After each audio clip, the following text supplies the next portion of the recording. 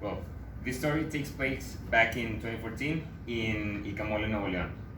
So it was 7 a.m. I got up. I was going to head out there to a marathon, a cycling marathon. So we get there around 7 a.m. or something like that. That particular marathon wasn't a marathon I looked up to because I frankly I didn't like marathons. I've never liked them, but I always went to them to compete in them more like for training purposes, not anything else.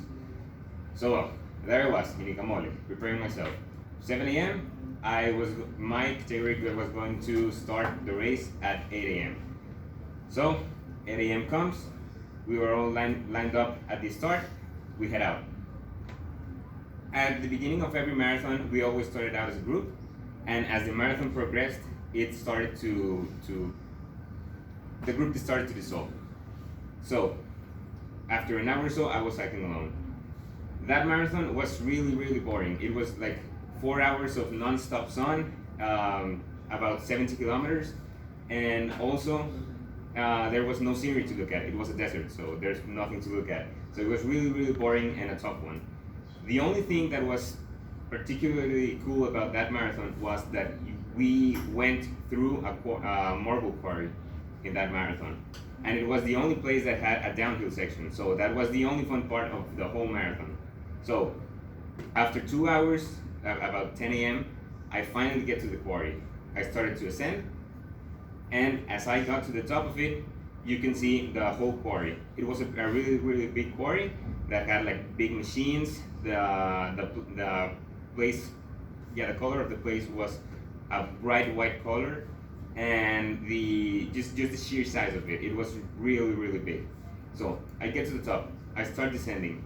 The first part of the descent is a long straight, a downhill section, and at the end of it, a U-turn to the left, and then a twisty section, and we were out of it. So I started descending on the straight. I gathered a lot of speed. I was probably going at about 50 kilometers an hour.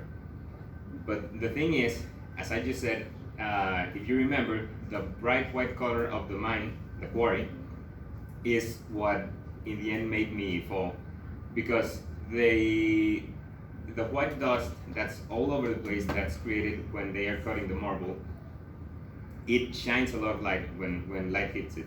So the thing is, you cannot see the terrain, you cannot identify it. So as I was going 50 kilometers an hour, I get to the turn, I start turning, but surprise, the ground is not solid anymore, it's sand. So my bike starts sliding around. I try and correct it. I did manage to do so, but in doing so, I got flung the other way. Just like kind of like MotoGP riders, when they correct a slide, they get thrown to the other side of the motorcycle. That happened to me, but in my bicycle. So I was sent flying at still around 50 kilometers an hour. I fall to the ground. I rolled many times, and when I finally stopped, I ended up with a sprained neck, a sprained knee. I had a big cut, a big deep cut on my left knee, and small cuts and bruises all over my body. I don't know how, but I managed to get up with the adrenaline, I think. I just got up for a few seconds, managed to get my bike out of the way, and fell to the ground like a sack of potatoes. I couldn't move after that. There were some people screaming at me from the top of a small cliff, asking if I was okay. I just could tell them that I was not okay. After I fell, like about 10-20 minutes later, a teammate of mine arrived to the scene and saw me lying on the ground. So he abandoned his race and stayed with me in order to wait for the ambulance, for the paramedics. So there I was, lying on the ground with my friend. 30 minutes later, a paramedic that was employed by the race organizers arrived there. That guy was always riding behind the whole pack of cyclists in a motorcycle, so he's like a first responder. He got there, he stabilized my neck and my knee, then he radioed in to get the ambulance there. An hour passed since we last contacted the ambulance, and they radioed back in to tell us that they could not get there because of the terrain. So they had to call the police station that was in that town to ask them if they could get a truck to get there to save me.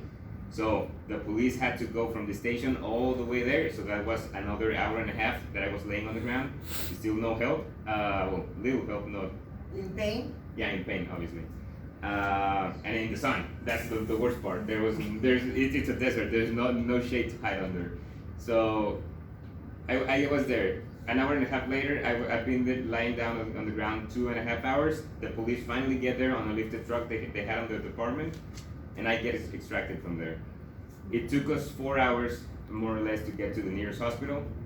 But the thing here is, had I not been wearing my helmet or the safety gear that I wore during those races, the story may or may not have been what it was. It might have been much worse.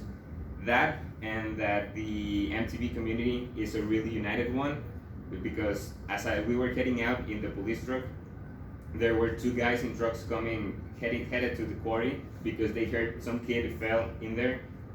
They heard over the radio, so they were heading that way too. So yeah, that would be it. Just wear your safety gear. So what happened when you got picked up? They took you to hospital? Yeah. It took us 4 hours to get there. I got picked up. I was put in the back seat of the police truck. My bicycle got put in the bed of the truck, and 4 hours of well, 2 hours of dirt road and 2 hours of highway in order to get to the hospital. And how did you deal with the pain?